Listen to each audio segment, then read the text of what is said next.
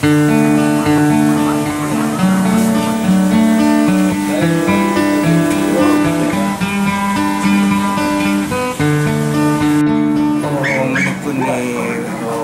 Ampera yang tidak diputus-putus sudah semenjak tahun 80 sampai sekarang.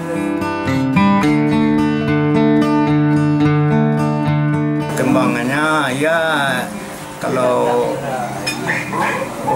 bahasa Minangnya tuh idik sagan mati tanam. Ya karena itulah modal kami ya terbatas. Jadi tidak bisa dikembangkan seperti di kota gede.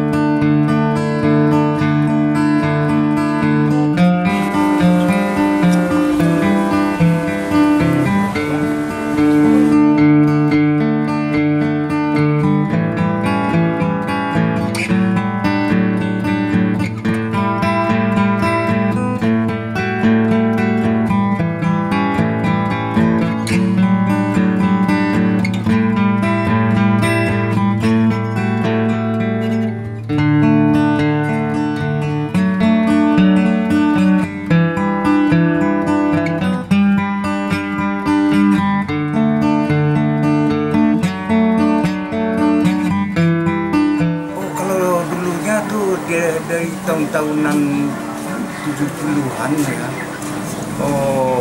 sekitar 100 orang ada. Tidak ada dia buka seperti bapak sekarang tuh di rumah-rumah ada pengrajin. Jadi yang dibikin di rumah dilemparlah ke sini.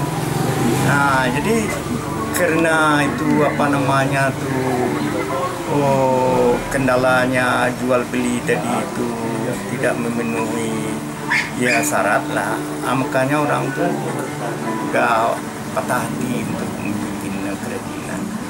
Kalau sekarang berapa orang tinggal lagi? Kalau sekarang kira-kira ada 8 orang.